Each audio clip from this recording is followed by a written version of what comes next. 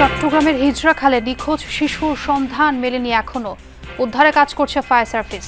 স্থানীয়দের তৎপরতায় রক্ষা পেল মা দাদি। এখানে পানি ছিল, দেখতে পারেন এই রাস্তাটা প্রপারলি।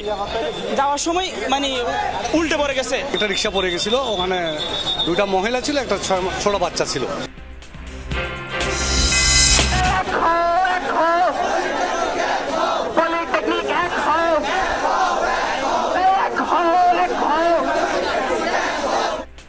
ছয় দফা দাবিতে রাজধানী সহ দেশের বিভিন্ন জায়গায় কারিগরি শিক্ষার্থীদের কাফন মিছিল। দাবি আদায় না হলে আরো কঠোর আন্দোলনের হুঁশিয়ারি। ছয় দফা দাবি বাস্তবায়ন না করলে আমরা রাজপথ থেকে উঠবো না। আমরা শেষ বিন্দু রক্ত দিয়ে এই রাজপথে অবস্থান করব। সরকার কর্তৃপক্ষকে বলছি, আমাদের দাবি দ্রুত থেকে দ্রুত সময়ের মধ্যে বাস্তবায়ন করে নিন।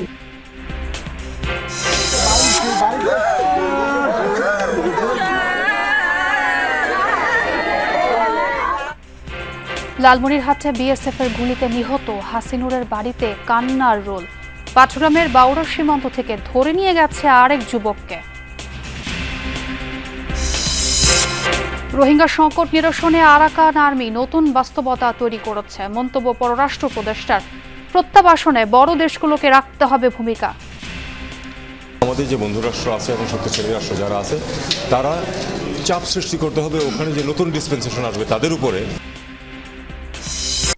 চট্টগ্রামের চকবাজার এলাকায় হিজরা খালে পড়ে নিখোঁজ 6 মাসের শিশু সেহেরিসার এখনও সন্ধান মেলেনি। শুক্রবার রাত 8টার দিকে বন্দরনগরীর কাপাসগোলার হিজরা খালে পড়ে নিখোঁজ হয় শিশুটি। প্রত্যক্ষদর্শীরা জানায় মা ও দাদির সাথে রিকশায় ছিল শিশুটি। সড়কের গর্তে পড়ে রিকশা উল্টে নালায় পড়ে যায় তারা। কিছুটা ভেসে গিয়ে ব্রিজের নিচে পাইপের সাথে আটকে যায় শিশুটির মা ও দাদি। পরে ব্রিজের স্ল্যাব খুলে তাদের উদ্ধার করা হয়। রিকশা চালককে উদ্ধার করা হয়েছে, তবে খোঁজ পাওয়া যায়নি শিশুটির। উদ্ধারে কাজ চালাচ্ছে নৌবাহিনীর 6 সদস্যের ডুবুরি দল। এর আগে ফায়ার সার্ভিসের 4 সদস্যের ডুবুরি দল ও সিটি কর্পোরেশনের সেবকরা উদ্ধার কাজ চালায়। উৎসুক জনতার কারণে উদ্ধার কাজে কিছুটা বেগ পেতে হলেও নিয়ন্ত্রণে কাজ করছে সেনাবাহিনী, পুলিশ সহ আইন শৃঙ্খলা বাহিনীর সদস্যরা। ওনার রিক্সার নিচে ভাড়া করছে, ভাড়া করে দিয়ে যাচ্ছিল। যাওয়ার সময় ওই রিক্সাওয়ালার তো খেয়াল ছিল না, যে কারণ এখানে পানি ছিল, দেখতে পারেন এই রাস্তাটা প্রপারলি। যাওয়ার সময় মানে উল্টে পড়ে গেছে। পরে যাওয়ার পর তাদের ওই যে মা বাবা এবং রিক্সাওয়ালা ওইখান থেকে উদ্ধার করলো, আর বাচ্চাটাকে এখনো মিসিং।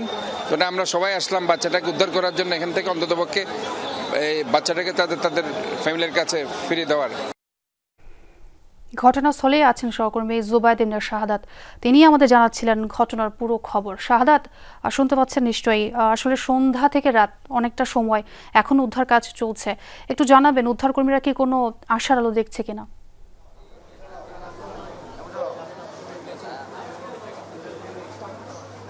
এখন পর্যন্ত উদ্ধার কার্যক্রম চলছে এবং নৌবাহিনীর 6 সদস্যের ডুবুরি দল কিছুক্ষণ আগেই এই ঘটনাস্থলে এসে পৌঁছেছেন এবং সেখানেই তারা উদ্ধার তৎপরতা চালাচ্ছেন। এর আগে ফায়ার সার্ভিসের যারা ডুবুরি দল আছেন 4 সদস্যের, তাদেরকে আমরা দেখেছি উদ্ধার তৎপরতা চালাতে এবং তারা বেশ ঘন্টা 2-1 এই জায়গায় উদ্ধার তৎপরতা চালিয়েছেন। তবে সেভাবে কোনো আশার আলো তারা দেখেননি এবং এই মুহূর্তে নৌবাহিনীর ডুবুরি দলটিকে আমরা দেখছি যে তারা উদ্ধার তৎপরতা চালাচ্ছে।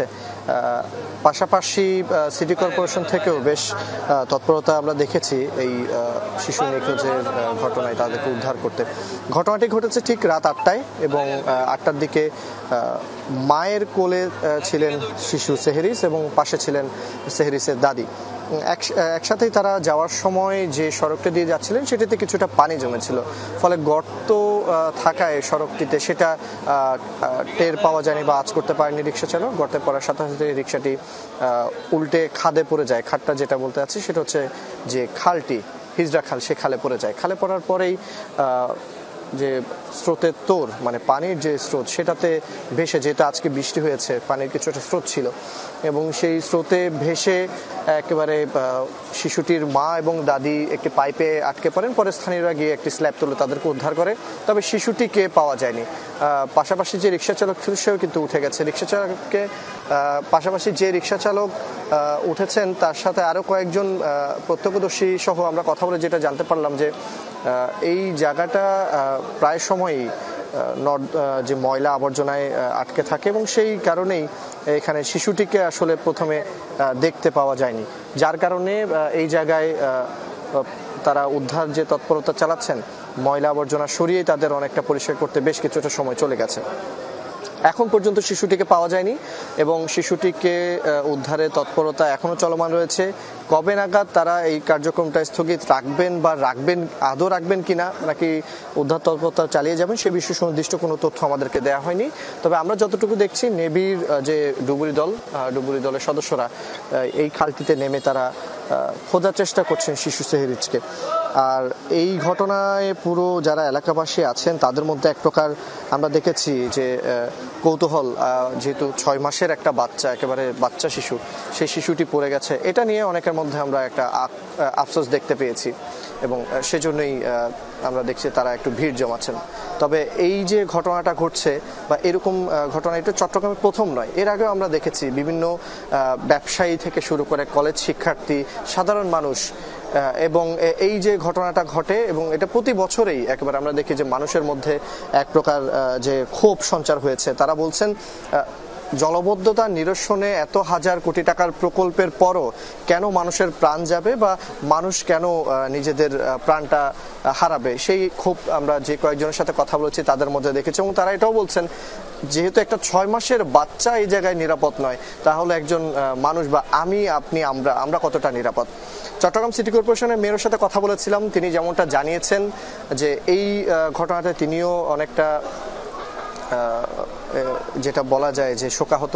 তবে তার দিক থেকে তিনি বলছেন সর্বোচ্চ চেষ্টাটা করা হবে, সিটি কর্পোরেশন সর্বোচ্চ চেষ্টাটা করবে এবং এই জায়গা থেকে তারা বলেছেন যে তাদের যতটুকু সাধ্য সেটা করবেন। এবং এই যে খালটা দেখছেন, খাল ঘেঁষে কিন্তু একটা রেলিং ছিল, বাঁশের রেলিং, যে রেলিংটা জলবদ্ধতা নিরসন প্রকল্পের কাজের কারণে কিছুটা তুলে ফেলা হয় এবং সেই রেলিংটা থাকলে হয়তোবা শিশুটির এই পরিণতি আজকে হতো না, বা এমনটা অনেকে বলছেন। এবং যার ফলে মেয়র বলেছেন যে আগামীকালই তিনি এই জায়গায় একটা রেলিং বসানোর চেষ্টা করবেন এবং সেই জায়গা থেকে সাধারণ মানুষের নিরাপত্তার বিষয়টা চিন্তার কথা তিনি বলছেন। তবে 6 মাসের যে বাচ্চা শিশুটি হারিয়ে গেছে, নিখোঁজ হয়েছে, সেটির এখনো হদিস মিলেনি। আদৌ মিলবে কিনা বা কবে মিলবে সেটি সময়ই বলে দেবে। ছোঁয়া। জি শাহাদাত, খুবই অপ্রত্যাশিত একটি ঘটনা যেটি বলছিলাম, এবং শিশুটিকে দ্রুত উদ্ধার করা হোক, আসলে সেটি প্রত্যাশা। 6 দফা দাবি আর কুমিল্লায় আন্দোলন চলাকালে হামলার প্রতিবাদে কাফন মিছিল করল রাজধানীর কারিগরি শিক্ষার্থীরা। জুমার নামাজের পর নিজ নিজ ক্যাম্পাস থেকে মিছিল বের করে তারা, পরে বিভিন্ন সড়ক প্রদক্ষিণ করে তারা। তাদের অভিযোগ, শিক্ষা মন্ত্রণালয়ে বৈঠকের নামে তাদের সাথে প্রতারণা করা হয়েছে। তারা সরকারকে দ্রুত দাবিগুলো মেনে নেয়ার আহ্বান জানান, নতুবা কঠোর কর্মসূচির ইঙ্গিত দেয় শিক্ষার্থীরা। 6 দফা দাবি আদায় আর কুমিল্লায় আন্দোলন চলাকালে হামলার প্রতিবাদে পলিটেকনিক শিক্ষার্থীদের এই কফিন মিছিল। জুমার নামাজের পর রাজধানীর তেজগাঁয়ে ঢাকা পলিটেকনিক ইনস্টিটিউটের হল মসজিদ থেকে শুরু হয় বিক্ষোভ মিছিল। 7 রাস্তা প্রদক্ষিণ করে ক্যাম্পাসের ভেতরের শহীদ মিনারে যা শেষ হয়। এ সময় স্লোগানে আর বৈঠকে বসবে না বলে জানান শিক্ষার্থীরা। অভিযোগ, বারবার আশ্বাস দিয়েও তাদের দাবি মেনে নেওয়া হচ্ছে না। জানান শিক্ষা মন্ত্রণালয়ে বৈঠকের নামে তাদের সাথে প্রতারণা করা হয়েছে। আমরা আশাবাদী ছিলাম শিক্ষা উপদেষ্টা মহোদয় যদি উপস্থিত থাকতেন, তিনি ছাত্রদের প্রতি আন্তরিক হতেন, আমাদের দফা দাবিগুলো নিয়ে কাজ শুরু করা যেত। কিন্তু গত আলোচনায়ও রাজপথে যেমন আশ্বাস দেওয়া হয় তেমনই আশ্বাস দেওয়া হয়, আমরা এগুলো নিয়ে আলোচনা করে দেখব। জনদুর্ভোগ এড়িয়ে আন্দোলন চালিয়ে যাওয়ার কথা বলেন শিক্ষার্থীরা। তাতেও যদি সরকারের মন না গলে তাহলে আবারও রাস্তা, রেলপথ অবরোধের হুঁশিয়ারি দেওয়া হয়। আজকের এই কর্মসূচি যেন জনদুর্ভোগ না হয় এবং সকল পারিপার্শ্বিক বিষয় চিন্তা করে কিন্তু আমাদের এই কর্মসূচি করেছি। পরবর্তী কর্মসূচিগুলো আমরা জনদুর্ভোগ যেন সৃষ্টি না হয় সেইভাবেই যাব। তবে সরকারের কাছে প্রশ্ন, সরকার কি জনদুর্ভোগ চায় কিনা? সরকার কর্তৃপক্ষকে বলছি, আমাদের দাবি দ্রুত থেকে দ্রুত সময়ের মধ্যে বাস্তবায়ন করে দিন, আমরা রাজপথ ছেড়ে দিব। কুমিল্লার ভাইদের উপর হামলার সুষ্ঠু তদন্ত ও বিচার নিশ্চিত করুন, তাদের চিকিৎসা ব্যবস্থা নিশ্চিত করুন। দ্রুততম সময়ের মধ্যে সরকারের প্রতি দাবি মেনে নেওয়ার আহ্বান জানান শিক্ষার্থীরা। হাসিবুল করিম বিজয়, যমুনা নিউজ, ঢাকা। কাফন মিছিল হয়েছে দেশব্যাপী। অবিলম্বে জুনিয়র ইনস্ট্রাক্টর পদে ক্রাফট ইনস্ট্রাক্টরদের পদোন্নতির রায় বাতিল, পরিচালক সহ বিভিন্ন পদে কারিগরি শিক্ষা বহির্ভূত নিয়োগ নিষিদ্ধ সহ বিভিন্ন দাবি জানান পলিটেকনিকের শিক্ষার্থীরা। কারো মাথায় কাফনের কাপড় বাঁধা তো কারো শরীর মোড়ানো কাফনে 6 দফা দাবি আদায়ের লক্ষ্যে জুমার নামাজের পর এভাবেই সারা দেশে মিছিল করে কারিগরি শিক্ষার্থীরা। জুনিয়র ইনস্ট্রাক্টর পদে ক্রাফট ইনস্ট্রাক্টরদের 30% পদোন্নতির রায় বাতিলের দাবিতে কাফন মিছিল বের করে সিলেট পলিটেকনিকের শিক্ষার্থীরা। এছাড়া 2021 সালের ক্রাফট ইনস্ট্রাক্টরদের নিয়োগ বাতিল ও নিয়োগ বিধি সংশোধনের তাগিদ জানানো হয়। এই আন্দোলন একের পর এক ভিন্ন ভিন্ন কর্মসূচি আসবে। আজকে আমাদের এই কাফনের কাপড় প্রতীকী মাথায় নিয়ে কর্মসূচি, আগামীকাল হয়তো অন্য একটি কর্মসূচি আসবে। আপনারা আমাদের 6 দফা দাবি বাস্তবায়ন না করলে আমরা রাজপথ থেকে উঠবো না। আমরা শেষ বিন্দু রক্ত দিয়ে এই রাজপথে অবস্থান করব। একই দাবিতে আন্দোলন হয়েছে চট্টগ্রামেও। জুমার পর নগরীর নাসিরাবাদে পলিটেকনিক ইনস্টিটিউট ক্যাম্পাস থেকে কাফন মিছিল বের করে আন্দোলনরতরা। বলেন, বৃহস্পতিবার ঢাকায় ঊর্ধ্বতন কর্মকর্তাদের সাথে আলোচনায় ফলপ্রসূ সমাধান না হওয়ায় আবারও রাজপথে তারা।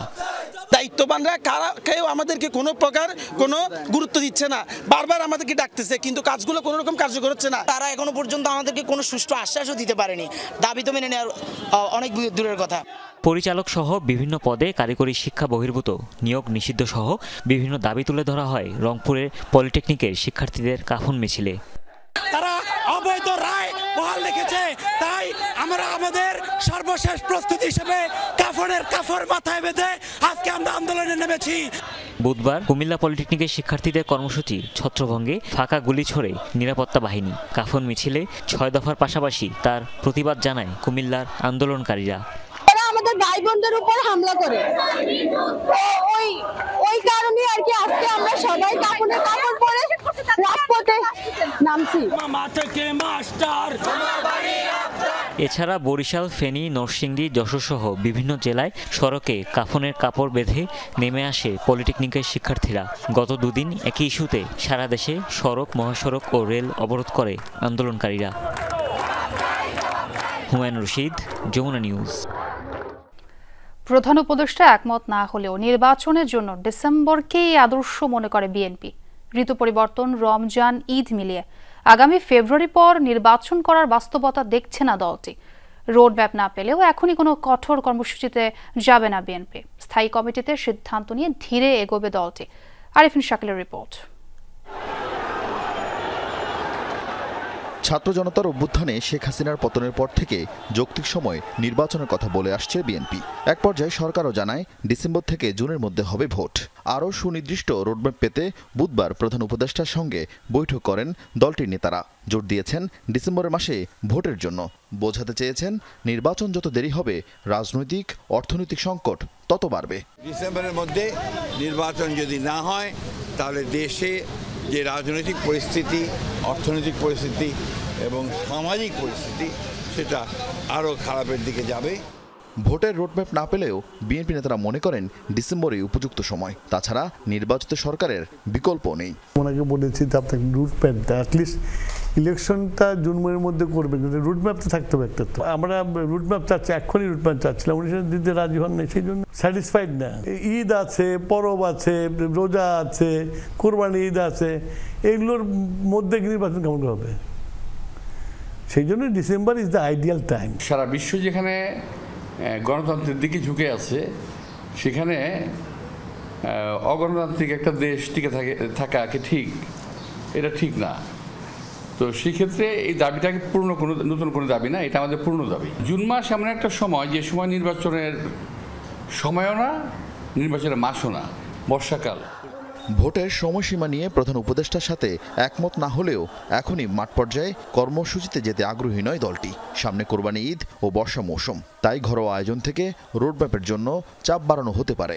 আমাদের দলটা একটা পলিটিক্যাল পার্টি, তো তার কোনো ডিসিপ্লিন আছে, তো জানতে পারবো তোমরা। আমরা তো আন্ডারগ্রাউন্ড পার্টি না, আমরা তো ওপেন পার্টি, আমরা জানাবো। নির্বাচন নিয়ে সরকার এখনও প্রস্তুত নয়। যমুনায় বৈঠকের পর এমন উপলব্ধি বিএনপি নেতাদের। সরাসরি না বললেও একটি অশুভ শক্তি অনির্বাচিত সরকারকে টিকিয়ে রাখতে সক্রিয় বলে সন্দেহ আছে বিএনপিতে। অনির্বাচিত সরকার দীর্ঘদিন যদি ক্ষমতায় থাকতে চায় অন্যভাবে, এখানে ফ্যাসিবাদের দোসররা অনেক রকমের সুযোগ নিতে পারে, অগণতান্ত্রিক শক্তির উদয় হতে পারে। তাতে করে আমাদের গণ অভ্যুত্থানের আকাঙ্ক্ষা এবং প্রত্যাশা জলাঞ্জলি যাবে, সেটা আমরা হতে দিতে চাই না। যত দেরি হবে তত পানি ঘোলা হবে, এবং পানি ঘোলা হলে যারা পতিত শক্তি যারা আছে তারা নানান ভাবে খেলা শুরু করবে আর কি। রোডম্যাপ ইস্যুতে আগামী সপ্তাহ থেকে যুগপৎ আন্দোলনের শরিকদের সাথে মতবিনিময় শুরু করতে পারে বিএনপি। আরিফিন শাকিল, যমুনা নিউজ, ঢাকা। রোহিঙ্গা সংকট নিরসনে আরাকান আর্মি এখন আরেকটা বড় চিন্তা। তারা কোনো সরকার নয়, তাই তাদের সাথে সরাসরি আলোচনাও করতে পারছে না বাংলাদেশ। আবার তাদেরকে এড়ানোও যাচ্ছে না, এমন মন্তব্য করেছেন পররাষ্ট্র উপদেষ্টা তৌহিদ হোসেন। তাই অন্যান্য বড় দেশগুলোকে রোহিঙ্গা প্রত্যাবাসনে চাপ দেওয়ার তাগিদ দিতে হবে। মার্কিন প্রতিনিধিদের এসব বিষয়ে জানিয়েছে বাংলাদেশ। ফরেন সার্ভিস দিবস উপলক্ষে মন্ত্রণালয়ের সার্ভিস একাডেমিতে বর্তমান ও সাবেক কূটনীতিকদের নিয়ে আয়োজন করা হয় এক মিলন মেলার। অনুষ্ঠানে বক্তব্যের সময় পররাষ্ট্র উপদেষ্টা ব্যাখ্যা করেন প্রবাসী কর্মীদের বিদেশ গিয়ে কেন সমস্যায় পড়তে হয়। মন্তব্য করেন সেসব সমস্যার চাপ এসে পড়ে দূতাবাসগুলোতে। আমরা যে শ্রমিকদেরকে বিদেশে পাঠাই, কর্মীদেরকে বিদেশে পাঠাই, তাদের 80% সমস্যা আমরা ঢাকা থেকে তৈরি করে পাঠাই, আর 20% সমস্যার সৃষ্টি হয় মিশনে যাওয়ার পরে। কিন্তু সেই 100% সমস্যার সমাধানের দায়িত্ব কিন্তু আমার মিশনগুলোর উপর এসে পড়ে, এবং অত্যন্ত স্বল্প লোকবল দিয়ে আমার যদি 50 জন লোক থাকে সৌদি আরবে, আমি কি করে 10 লক্ষ সমস্যার সমাধান করব? কাজে সমস্যাটা যাতে কম হয় সেটা ঢাকা থেকে শুরু করতে হবে, এটা আমি ইমপ্রেস করার চেষ্টা করছি। সফররত মার্কিন প্রতিনিধি দলের সাথে আলোচনায় দুটি বিষয় প্রাধান্য পেয়েছে বলে জানান উপদেষ্টা। একটি মার্কিন নতুন শুল্কনীতি এবং অপরটি রোহিঙ্গা প্রত্যাবাসন। তবে রোহিঙ্গাদের ফেরাতে আরাকান আর্মি নতুন বাস্তবতা তৈরি করেছে বলে মন্তব্য করেন তিনি। রোহিঙ্গা সমস্যার সমাধান না হলে যদি ওখানে যুদ্ধ শেষও হয়ে যায় তারপর শান্তি আসবে না, এটা আমি খুব শক্তভাবে বলেছি, এবং বলেছি যে এখন আমরা একটা নতুন বাস্তবতায় আছি। সত্যিকার অর্থে আমরা একজন নতুন প্রতিবেশী মুখোমুখি, যারা আবার নন স্টেট অ্যাক্টর, কাজে তাদের সাথে আমরা না পারছি ওপেনলি স্বাভাবিকভাবে আচরণ করতে, না পারছি তাদেরকে ইগনোর করতে। আমাদের যে বন্ধু রাষ্ট্র আছে এবং শক্তিশালী রাষ্ট্র যারা আছে, তারা চাপ সৃষ্টি করতে হবে ওখানে যে নতুন ডিসপেন্সেশন আসবে তাদের উপরে। ফরেন সার্ভিস দিবসের কর্মসূচিতে নবীন ও বর্তমান কূটনীতিকদের বাংলাদেশের ভাবমূর্তি বিদেশে আরও উজ্জ্বল করতে সর্বোচ্চ চেষ্টার তাগিদ দেন মন্ত্রণালয়ের কর্মকর্তারা। মনিরুল ইসলাম, যমুনা নিউজ, ঢাকা। লালমনিরহাটের হাতীবান্ধার সীমান্তে বিএসএফের গুলিতে নিহত বাংলাদেশের যুবক হাসিনুর ইসলামের মরদেহ হস্তান্তরের পর দাফন সম্পন্ন হয়েছে। বৃহস্পতিবার রাতে দুদেশের সীমান্তরক্ষী বাহিনীর উপস্থিতিতে বাংলাদেশ পুলিশের কাছে মরদেহ হস্তান্তর করে ভারতীয় পুলিশ। স্বজনরা জানায়, সীমান্ত এলাকায় ঘাস কাটতে গেলে হাসিনুরকে লক্ষ্য করে গুলি ছোড়ে বিএসএফ, পরে টেনে হিচড়ে নিয়ে যায় সীমান্তের ওপারে। বিএসএফের গুলিতে নিহত হাসিনুরের মরদেহ ফেরতের অপেক্ষায় ছিলেন স্বজনরা। বৃহস্পতিবার রাতে গ্রামের বাড়িতে তার কফিনবন্দি মরদেহ পৌঁছালে কান্নায় ভেঙে পড়েন তারা। স্বজনরা জানান, লালমনিরহাটের হাতীবান্ধা উপজেলার সিঙ্গিমারি গ্রামের হাসিনুর ইসলাম কর্মসূত্রে কখনো রাজধানী কখনো বা কুমিল্লায় থাকতেন। কয়েকদিন আগে বাড়িতে আসেন তিনি। বুধবার দুপুরের দিকে গরুকে খাওয়ানোর জন্য সিঙ্গিমারি সীমান্ত এলাকায় ঘাস কাটছিলেন তিনি। এ সময় ভারতীয় সীমান্তরক্ষী বাহিনী বিএসএফের একটি টহল দল বাংলাদেশ ভূখণ্ডে অনুপ্রবেশ করে তাকে লক্ষ্য করে গুলি ছোড়ে টেনে হিচড়ে নিয়ে যায় সীমান্তের ওপারে। পরে হাসিনুরের মৃত্যুর খবর পায় পরিবার। 4-5 দিন আগে বাড়িতে আসে, গরুর ঘাসের জন্য সে নদীর পাড়ে যায়। ওখান থেকে তাকে ভারতীয় বিএসএফ সন্দেহমূলকভাবে তাকে ধরে নিয়ে যায় এবং ওখানে গুলি করে। এ ঘটনায় বিজিবি ও বিএসএফ এর মধ্যে পতাকা বৈঠক হয়। পরে বৃহস্পতিবার রাতে দুদেশের সীমান্তরক্ষী বাহিনীর উপস্থিতিতে খারিজা জংরা সীমান্তের কাছে বাংলাদেশ পুলিশের কাছে হাসিনুরের মরদেহ হস্তান্তর করে ভারতীয় পুলিশ। হত্যাকাণ্ডের বিচারের দাবি জানিয়েছেন স্বজন ও এলাকাবাসী। তারা নৃশংসভাবে হত্যা করেছে, তারপরে এই লাশ নিয়েও তারা অমানবিক কাজ করেছে। রাতেই জানাজার পর হাসিনুরকে পারিবারিক কবরস্থানে দাফন করা হয়। জাহিদ হাসান, যমুনা নিউজ। লালমনিরহাটের পাটগ্রাম সীমান্তে এক বাংলাদেশি যুবককে তুলে নিয়ে নির্যাতনের অভিযোগ উঠেছে ভারতীয় সীমান্তরক্ষী বাহিনী বিএসএফ এর বিরুদ্ধে। শুক্রবার দুপুরে জেলার পাটগ্রাম উপজেলার ডাঙ্গারপাড়া এলাকা থেকে তাকে তুলে নেওয়া হয়। ভারতীয় নিউ কুচলিবাড়ি বড়ভিটা ক্যাম্পের বিএসএফ সদস্যদের হেফাজতে আছে সে। পাটগ্রাম থানার ওসি জানান, সীমান্তের কাছে ভুট্টার পাতা ও গরু বাঁধতে গেলে ওই যুবককে ভারতীয়রা আটক করে বিএসএফ এর কাছে সোপর্দ করে। বিজিবি জানায় ওই যুবককে ফেরত আনতে পতাকা বৈঠকের চেষ্টা চলছে। দেশের রাজনীতিতে আওয়ামী লীগকে নিষিদ্ধের দাবিতে মিছিল ও বিক্ষোভ করেছে ছাত্র জনতা। শুক্রবার বিকেলে উত্তরার বিএনএস সেন্টারের সামনে থেকে মিছিল শুরু হয়। জুলাই রেভলিউশনারি অ্যালায়েন্সের ব্যানারে মিছিলে অংশ নেন শতাধিক মানুষ। হাউস বিল্ডিং ঘুরে মিছিল যায় জসিমউদ্দিন এভিনিউয়ে। সেখান থেকে রাজলক্ষ্মীর সামনে গিয়ে সংক্ষিপ্ত সমাবেশ করে তারা। আয়োজকরা জানান, আওয়ামী লীগ নিষিদ্ধের ব্যাপারে অন্তর্বর্তী সরকার উদ্যোগ নিচ্ছে না বলে প্রায়ই তারা জনসমক্ষে মিছিল করছে। এসব অপতৎপরতা বন্ধে আইন শৃঙ্খলা বাহিনীকে কঠোর ব্যবস্থা নেওয়ার আহ্বান জানান ছাত্র জনতা। তারা বলেন, গণহত্যায় জড়িত কাউকে রাজনীতি করার সুযোগ দেয়া হবে না।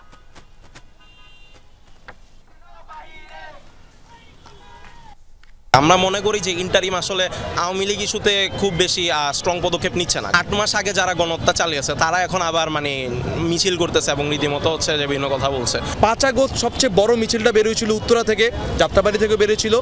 সেই উত্তরার যে স্পিরিটটা, সেই স্পিরিটটা আওয়ামী লীগের নিষিদ্ধ হওয়া পর্যন্ত আমরা ইনশাল্লাহ জাগিয়ে রাখবো।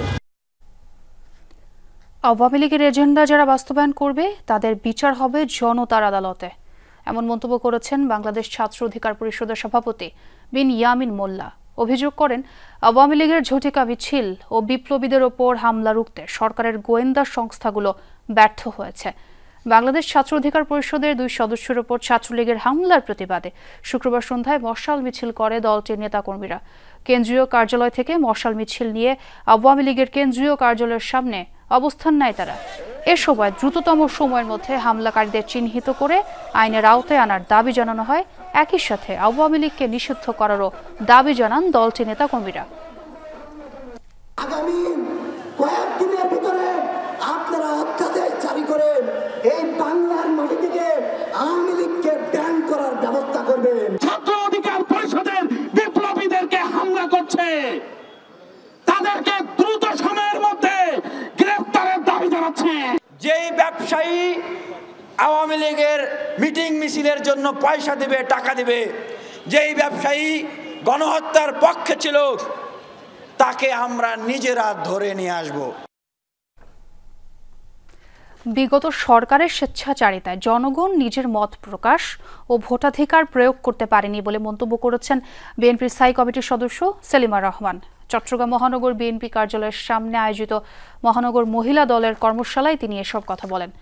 সেলিমা রহমান আরও বলেন, একটি পক্ষ ফ্যাসিস্ট সরকারের মতো মানুষের অধিকার লুণ্ঠন করতে চায়। এর বিরুদ্ধে সকলকে সজাগ থেকে জনমত গঠনের আহ্বান জানান তিনি। এ সময় বিএনপি ভারপ্রাপ্ত চেয়ারম্যান তারেক রহমানের রাষ্ট্র কাঠামো মেরামতের 31 দফা বাস্তবায়নে মহিলা দলের নেতাকর্মীদের ঐক্যবদ্ধ হয়ে আন্তরিকতার সাথে কাজ করার নির্দেশ দেন তিনি।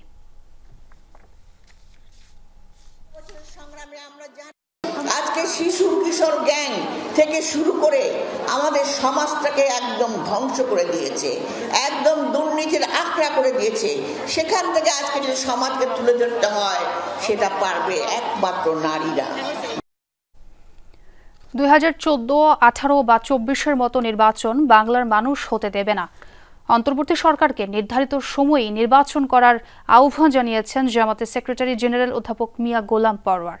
কুমিল্লার লাকসাম উপজেলা ও পৌরসভার কর্মী সম্মেলনে যোগ দিয়ে তিনি বলেন, জামাত নির্বাচনের প্রস্তুতি নিচ্ছে। নির্ধারিত সময়ের মধ্যেই সংস্কার কার্যক্রম শেষ এবং মানবতা বিরোধী অপরাধে জড়িতদের বিচার করার আহ্বান জানান তিনি।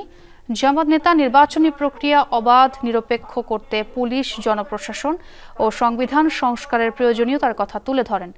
ন্যূনতম সংস্কার শেষ করে গণহত্যায় জড়িত শেখ হাসিনা ও তার সহযোগীদের বিচার দৃশ্যমান করতে আহ্বান জানান অধ্যাপক মিয়া গোলাম পরওয়ার।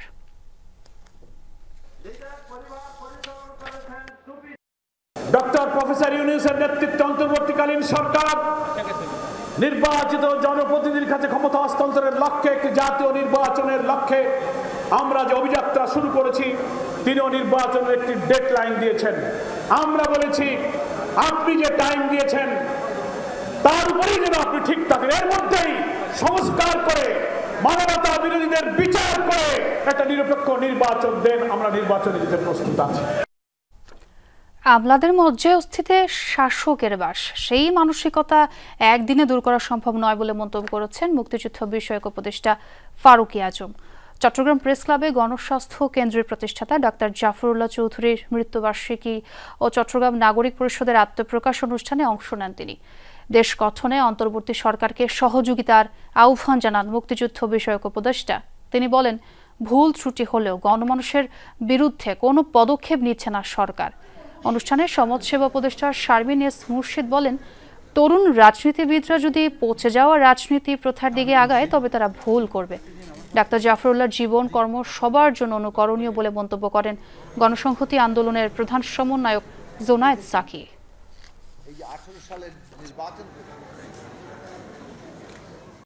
এদের মর্যাদায় অস্তিত্বে শাসকের বাস, এরা শাসক জনগণকে শাসক হিসেবে শাসন করেছে এবং সেই মানসিকতা দূর করতে আমাদের অনেক সময় লাগছে।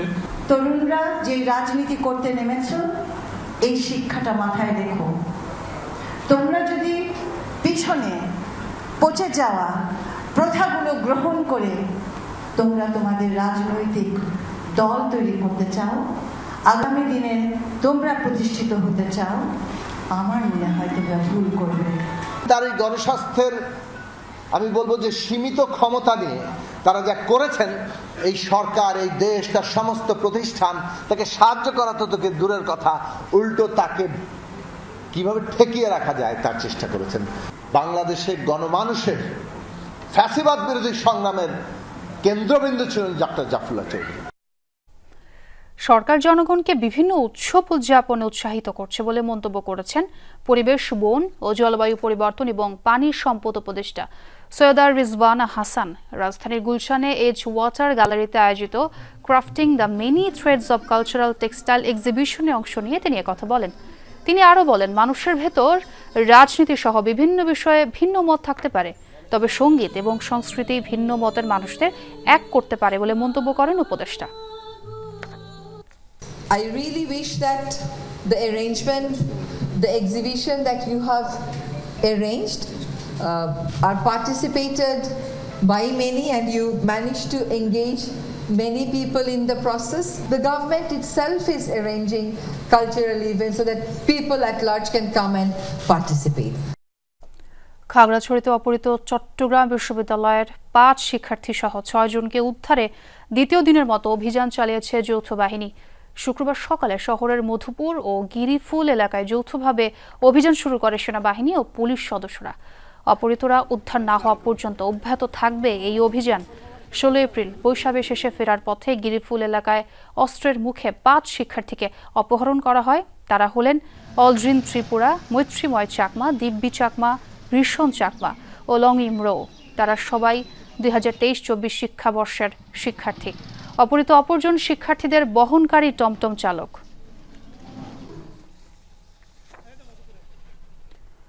গাজীপুরের টঙ্গীতে একটি ফ্ল্যাট থেকে 2 শিশুর রক্তাক্ত মরদেহ উদ্ধার করা হয়েছে।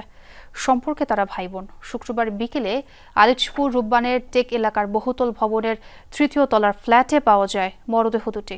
নিহতরা হলো ব্রাহ্মণবাড়িয়ার বাঞ্ছারামপুরের আব্দুল বাতেনের 2 সন্তান, 6 বছর বয়সী মালিহা ও 4 বছরের আব্দুল্লাহ।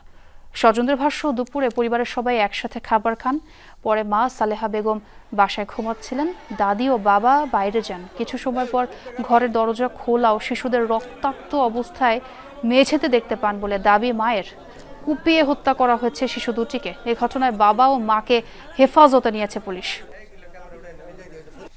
দুপুরে খাওয়া দাওয়ার পরে শুয়েছিল ছোট মেয়েটা, ছোট ছেলেটা ঘুমিয়ে গেছিল এবং বড় মেয়েটাও নাকি ঘুমিয়ে গেছিল এবং তাদের মা পাশের ঘরে ঘুমিয়েছিল। তো ওই মুহূর্তে ফ্ল্যাটের দরজা খোলা ছিল, সেই মুহূর্তে কেউ একজন কোনো এক দুষ্কৃতকারী ঘটনাটা ঘটিয়েছে। এই পর্যন্তই আমরা এখন পর্যন্ত জানতে পেরেছি। গোষ্ঠীগত বিরোধের জেরে কিশোরগঞ্জের ভৈরবে দুপক্ষের সংঘর্ষে 1 জন নিহত হয়েছেন, আহত অন্তত 15 জন। শুক্রবার সকালে উপজেলার সুলেমানপুর ও ভবানীপুর গ্রামবাসী সংঘর্ষে জড়ায়। পুলিশ জানায়, মৌটুপি গ্রামের 2 গোষ্ঠীর দীর্ঘদিনের বিরোধ চলছিল। সেই বিরোধ ছড়িয়ে পড়ে ভবানীপুর গ্রামের বধূ গোষ্ঠীর বাদশা মিয়ার সাথে সুলেমানপুরের বর্দর গোষ্ঠীর মিজান মিয়ার মধ্যে। গতরাতে মিজান মিয়ার উপর হামলার অভিযোগ ওঠে প্রতিপক্ষের বিরুদ্ধে। এরই জেরে সকালে দুপক্ষ দেশীয় অস্ত্র নিয়ে সংঘর্ষে জড়ায়, নিহত হন সেই মিজান মিয়া। যৌথ বাহিনী গিয়ে পরে পরিস্থিতি নিয়ন্ত্রণে আনে।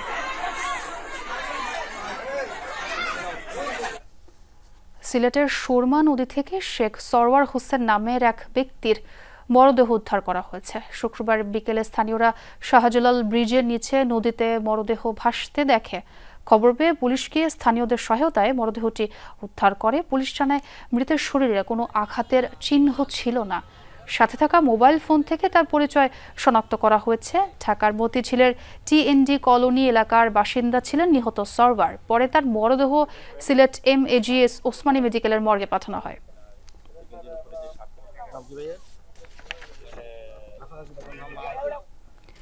শিল্পে গ্যাসের মূল্য বৃদ্ধিতে বাড়ছে উদ্বেগ। উৎপাদন ব্যয় বেড়ে যাওয়ায় প্রতিযোগিতার সক্ষমতা কমেছে। এক লাফে 33% মূল্য বৃদ্ধিতে থমকে যাচ্ছে চলমান শিল্পের কার্যক্রম।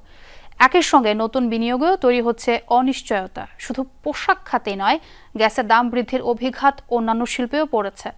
উদ্যোক্তারা জানান, অর্থনৈতিক অনিশ্চয়তার মধ্যে নেওয়া হয়েছে বিনিয়োগের জন্য আত্মঘাতী সিদ্ধান্ত। এদিকে নতুন বিনিয়োগকারীদের জন্য গ্যাসের মূল্য বৃদ্ধিকে বৈষম্যমূলক বলেছে বিডা।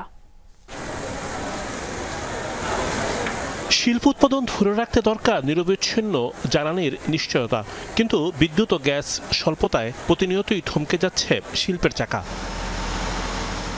উৎপাদন চালিয়ে নিতে শিল্পে বেড়েছে গ্যাস নির্ভরতা। তবে দফায় দফায় দাম বৃদ্ধির সিদ্ধান্ত উদ্যোক্তাদের মধ্যে তৈরি করেছে উদ্বেগ, উৎকণ্ঠা। গেল 13 এপ্রিল শিল্প খাতে গ্যাসের দাম 33% বাড়িয়ে বিজ্ঞপ্তি দিয়েছে BERC। হঠাৎ করেই নিয়ন্ত্রক এই সংস্থার মূল্য বৃদ্ধির সিদ্ধান্ত উদ্যোক্তাদের জন্য আকাশ ভেঙে পড়ার মতোই অবস্থা। 30 এবং 31.5টাও কিন্তু আমাদের ক্যাপাসিটির বাইরে। আমাদের পক্ষে এই ভারও বহন করতে আমরা পারছি না। তার প্রমাণ হচ্ছে প্রায় দেখা যায় তিতাস গিয়ে লাইন কাটতেছে বিল না পাওয়ার কারণে। যে 40 বা 42 টাকা দিয়া এই হাই রেট দিয়া কেউ নিয়ে ব্যবসায় টিকে থাকতে পারবে না। এই ব্যবসা আনহেলদি একটা কম্পিটিশন তৈরি হবে। অবকাঠামোর অপর্যাপ্ততা, আইন শৃঙ্খলার অবনতি, অনিশ্চয়তা সহ একাধিক চাপে রয়েছে শিল্প খাত। তার উপর গ্যাসের দাম বৃদ্ধি উৎপাদন ব্যয়কে উস্কে দেবে, বাড়বে প্রতিযোগিতা সক্ষমতা হারানোর শঙ্কা। গ্যাস থেকে শুরু করে এই যে জিনিসগুলো সাপোর্টিং যে জায়গাগুলো আছে, যেটার মাধ্যমে আমরা আমাদের প্রোডাকশন করে থাকি, আসলে এইখানে আমরা মনে করি যে আরো ম্যানেজমেন্টটা আরো বেটার করে খরচ কমানো যায়। যুক্তরাষ্ট্রের পাল্টা ট্যারিফ কার্যক্রম দেশের বস্ত্র এবং পোশাক খাতকে করেছে দুশ্চিন্তাগ্রস্ত। সেই ধাক্কা সামাল দেবার দোলাচলের মধ্যেই গ্যাসের দাম বৃদ্ধির সিদ্ধান্ত এক কথায় শিল্প বিরোধী। অলরেডি ইন্ডাস্ট্রি কিছু সিক হয়ে যাবে, নতুন ইন্ডাস্ট্রি এন্ট্রেন্স আসা বন্ধ হয়ে যাবে, তো তাহলে তো আর ইকোনমি আপনার ড্রাইভ হবে না। সিরামিক, ওষুধ, ক্ষুদ্র এবং মাঝারি শিল্প উৎপাদনও পড়বে গ্যাসের মূল্য বৃদ্ধির খড়ক। ওদিকে এই মূল্যবৃদ্ধিতে উদ্বেগ জানিয়েছে বিনিয়োগ উন্নয়ন কর্তৃপক্ষ। BERC-কে দেয়া চিঠিতে বলা হয়, এমন সিদ্ধান্ত উৎপাদনকে বাধাগ্রস্ত করবে। এটা কিন্তু কোনোভাবেই আমাদের পারচেজিং পাওয়ার, আমাদের প্রান্তিক জনগোষ্ঠীর জন্য এটা একটা সুফল দেখা দিবে না, এবং আমরা এ ব্যাপারে সত্য কথা বলতে গেলে আমরা সবাই এখন আতঙ্কিত। আপনার শিল্প কলকারখানার যদি কাঁচামালের মূল্য যদি বৃদ্ধি নাও পায়, শুধু এই জ্বালানি এবং এগুলোর মূল্য বৃদ্ধি পাওয়ার কারণে আপনার কস্ট সিস্টেমের মধ্যে ভ্যালু অ্যাডিশন হয়ে কস্ট বেড়ে যাবে। তো অপারেশনাল কস্ট বেড়ে যাওয়া মানে প্রতিযোগিতা হারিয়ে ফেলা। আরও ভালো হতো যদি আমরা এগুলো আরও পরের দিকে যদি রিফর্মটা করতাম। বিনিয়োগ এবং কর্মসংস্থানের স্বার্থে জ্বালানির দাম সহনীয় করার দাবি করেছে উদ্যোক্তাদের সব পক্ষ। রিমন রহমান, যমুনা নিউজ, ঢাকা। বাংলাদেশে ৭১-এর গণহত্যার জন্য সাধারণ ক্ষমা, সম্পদ ফেরত সহ পাকিস্তানের সাথে ঐতিহাসিক অমীমাংসিত বিষয়গুলোর সাথে সমান তালে বর্তমান বাস্তবতায় বাণিজ্য, প্রতিরক্ষা, বিনিয়োগ, ভূ রাজনীতিকে গুরুত্ব দেওয়া দরকার। ১.৫ দশক পর দুদেশের শীর্ষ কূটনীতিকদের বৈঠকে বাংলাদেশ কি পেল তার সোজাসাপটা উত্তর না থাকলেও দুদেশের স্থবির সম্পর্কে যে গতি এসেছে সেটি পরিষ্কার। ইসলামাবাদে নিযুক্ত বাংলাদেশের সাবেক রাষ্ট্রদূত মাহফুজুর রহমান এমনটাই জানিয়েছেন।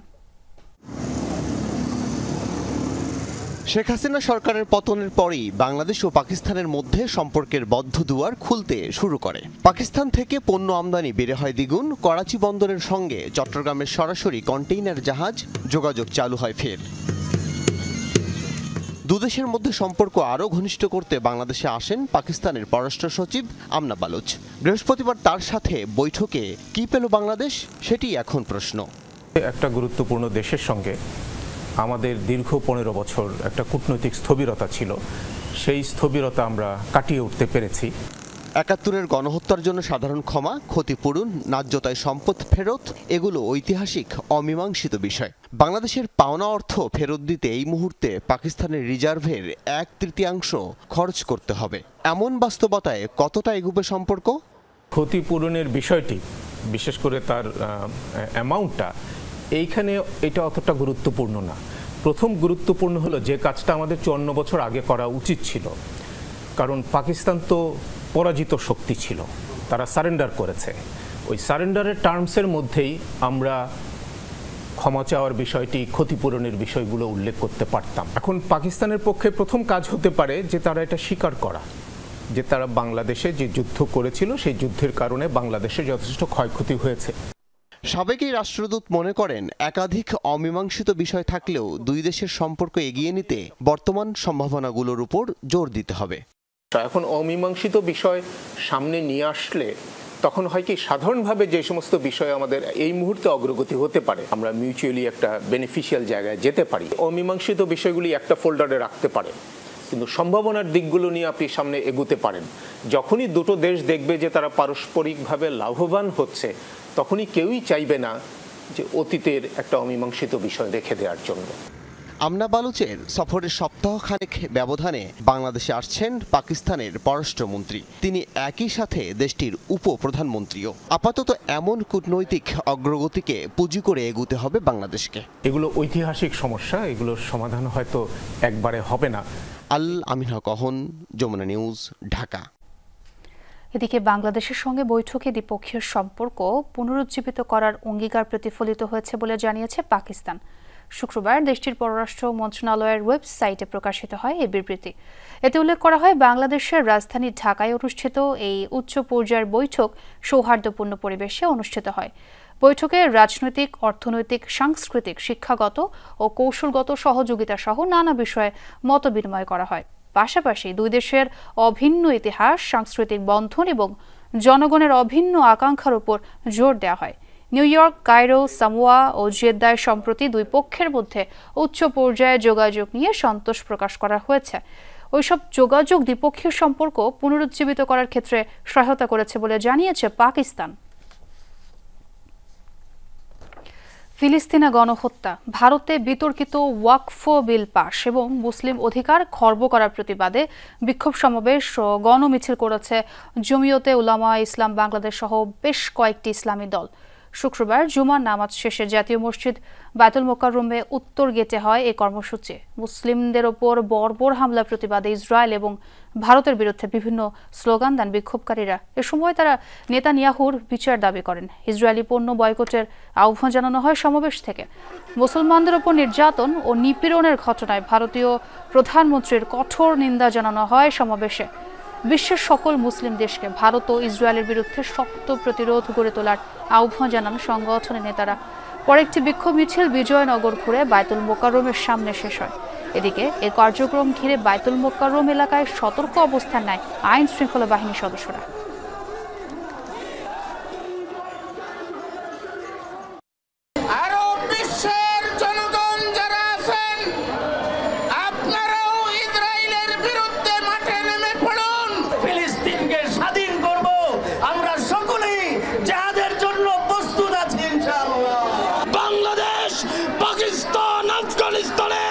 মুসলমানরা মোদির বিরুদ্ধে ঐক্যবদ্ধ হয়ে জিহাদের কর্মসূচি দিবে। বিএনপির যুগ্ম মহাসচিব খায়রুল কবির খোকন ও তার স্ত্রী শিরিন সুলতানাকে সৌদি আরবের রিয়াদে গণসংবর্ধনা দিয়েছে দলীয় নেতাকর্মীরা। পরে আলোচনা সভার আয়োজন করে রিয়াদ মহানগর বিএনপি। অনুষ্ঠানে সভাপতিত্ব করেন রিয়াদ মহানগর বিএনপির ভারপ্রাপ্ত সভাপতি আব্দুর রাজ্জাক। যৌথভাবে অনুষ্ঠান সঞ্চালনা করেন যুগ্ম সাধারণ সম্পাদক শামসুল আলম ফকির ও সাংগঠনিক সম্পাদক আব্দুল মালেক মানিক। অনুষ্ঠানে স্বাগত বক্তব্য রাখেন হামিদুল হক শামীম। প্রধান অতিথি ছিলেন বিএনপির যুগ্ম মহাসচিব খায়রুল কবির খোকন। আলোচনা সভায় প্রধান বক্তা ছিলেন বিএনপির স্বনির্ভর বিষয়ক সম্পাদক শিরিন সুলতানা। বিশেষ অতিথি ছিলেন পূর্বাঞ্চল বিএনপি ভারপ্রাপ্ত সভাপতি ডাক্তার গোলাম হাসনাইন সোহান। এছাড়াও এম রেজাউল করিম মিরাজ, জাহিদুল ইসলাম রেজা, হারুনুর রশিদ সহ বিএনপি নেতাকর্মীরা উপস্থিত ছিলেন। অনুষ্ঠানে তারেক জিয়া ঘোষিত ৩১ দফা বাস্তবায়নের লক্ষ্যে কাজ করার প্রত্যয় ব্যক্ত করেন বক্তারা। মালয়েশিয়ার রাজধানী কুয়ালালামপুরে অভিযান চালিয়েছে দেশটির ইমিগ্রেশন বিভাগ। বৃহস্পতিবারের এই অভিযানে বাংলাদেশি সহ ৫০৬ জন অভিবাসীকে আটক করা হয়েছে। স্থানীয় সময় সন্ধ্যা ৭:৩০ থেকে শুরু হয় অভিযান। এ সময় মোট ৮৯৫ জনকে তল্লাশি করা হয়। আটক করা হয় ১৬৫ জন বাংলাদেশিকে। এদের মধ্যে নেপাল, ভুটান, শ্রীলঙ্কা ও ভারতীয়দের পাশাপাশি ছিল দেশটির স্থানীয় নাগরিক। কর্তৃপক্ষ জানায় বৈধ কাগজপত্র না থাকায় আটক করা হয় তাদের। চলতি বছরের জানুয়ারি থেকে এখন পর্যন্ত প্রায় ৪,০০০ অভিযান পরিচালনা করেছে দেশটির ইমিগ্রেশন বিভাগ। এসব অভিযানে আটক হয়েছে ২২,০০০-এরও বেশি অভিবাসী। মারা যাওয়ার পর রাস্তার পাশে ফেলে যাওয়া হলো মালয়েশিয়ায় বসবাসরত এক প্রবাসী বাংলাদেশের মরদেহ। মৃত ওই প্রবাসী শরীয়তপুর জেলার ভেদরগঞ্জ উপজেলার বাসিন্দা মোস্তফা ভুইয়া। দীর্ঘদিন ধরে মালয়েশিয়ায় শ্রমিক হিসেবে কর্মরত ছিলেন তিনি। বুধবার সেলাঙ্গোর রাজ্যের কেলাং এলাকায় মৃত্যুবরণ করেন তিনি। মারা যাওয়ার পর একটি ব্যাগ সহ তার মরদেহ সড়কের পাশে ফেলে যায় কিছু মানুষ। দেশটিতে অবৈধভাবে বাস করছিলেন মৃত মোস্তফা ভুইয়া। এলাকাটির আশপাশে বসবাসরত বাংলাদেশি প্রবাসীদের মরদেহের সৎকার ও মৃতের পরিবারের সাথে যোগাযোগের সহায়তার আহ্বান জানিয়েছে প্রশাসন। গাজায় সাময়িক যুদ্ধবিরতি লঙ্ঘন করে ইসরায়েলি হামলার ১ মাস পূর্ণ হলো আজ। এই ৩০ দিনের ব্যবধানে তেল আবিবের বর্বরতায় প্রাণ গেছে প্রায় ১৭০০ ফিলিস্তিনের। গেল ২৪ ঘণ্টাতেই প্রাণ হারিয়েছেন ৩২ জন, যাদের মধ্যে এক পরিবারের ১৫ জনই তাঁবুতে থাকাকালীন হামলার শিকার হন। উপত্যকায় আবাসিক স্থাপনা বলতে তেমন কিছু আর অবশিষ্ট নেই, তাই শরণার্থীদের তাঁবু লক্ষ্য করেই এখন নিরন্তর হামলা চালাচ্ছে নেতানিয়াহু বাহিনী। শুক্রবার ভোরের আলো ফোটার আগেই উত্তর ও দক্ষিণ গাজায় বোমা হামলা চালায় আইডিএফ। প্রাণ যায় কমপক্ষে ১৮ জনের। এরই মাঝে উপত্যকায় কোনো ধরনের ত্রাণ প্রবেশ করতে দিচ্ছে না ইসরায়েল। শেষের পথে মজুতকৃত ত্রাণও গাজায় ১.৫ বছর ধরে চলা ইসরায়েলি হত্যাযজ্ঞে যাবৎ মৃত্যুর মুখ দেখেছে ৫১,০০০ ফিলিস্তিনি। আবারও ইসরায়েলি ভূখণ্ড লক্ষ্য করে হামলা চালিয়েছে ইয়েমেনের হুতি বিদ্রোহীরা। শুক্রবার ব্যালিস্টিক মিসাইল ছড়ে বিদ্রোহীরা হুতি নিয়ন্ত্রিত এলাকাগুলো থেকে একাধিক মিসাইল ছোড়া হয়। যদিও তা সফলভাবে প্রতিহত করার দাবি জানিয়েছে ইসরায়েলি আকাশ প্রতিরক্ষা বাহিনী। হামলার জেরে তেল আবিব সহ ইসরায়েলের বিভিন্ন স্থানে বেজে ওঠে সতর্কতা সাইরেন, ফলে ছড়ায় আতঙ্ক। তবে হামলায় ক্ষয়ক্ষতি কিংবা হতাহতের কোনো তথ্য পাওয়া যায়নি। গেল ১৮ মার্চ থেকে ইসরায়েলকে লক্ষ্য করে ২০টিরও বেশি ব্যালিস্টিক মিসাইল ছুড়েছে হুতি।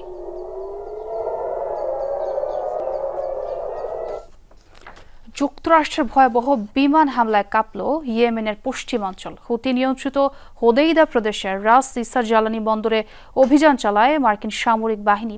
প্রাণ গেছে কমপক্ষে ৭৪ জনের, যাদের সবাই বেসামরিক। আহত আরও ১৭১ জন। হামলায় পুরোপুরি ধ্বংস হয়ে গেছে হুতি বিদ্রোহীদের গুরুত্বপূর্ণ এ অর্থনৈতিক উৎস।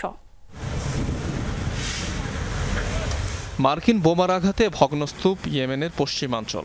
দেশটিতে সম্প্রতি চালানো যুক্তরাষ্ট্রের ভয়াবহ হামলাগুলোর মধ্যে এটি অন্যতম। শুক্রবার ভোররাতে হঠাৎই কেঁপে ওঠে হোদাইদার উত্তর পশ্চিমে অবস্থিত রাস ইসা জ্বালানি বন্দর। দফায় দফায় বিস্ফোরণের পর আগুনে পড়ে কয়েকটি স্থাপনা। মুহূর্তেই লেলিহান শিখা ছড়িয়ে পড়ে গোটা বন্দরে। এ সময় হতাহত হন অনেকে। স্থানীয় গণমাধ্যমগুলোর দাবি, যাদের বেশিরভাগই বন্দরটির কর্মী। এক্স বার্তায় অভিযানের বিষয়টি নিশ্চিত করে মার্কিন সেন্ট্রাল কমান্ড। ভূমধ্য সাগরে মোতায়েন মার্কিন রণতরী থেকে চালানো হয় এই হামলা।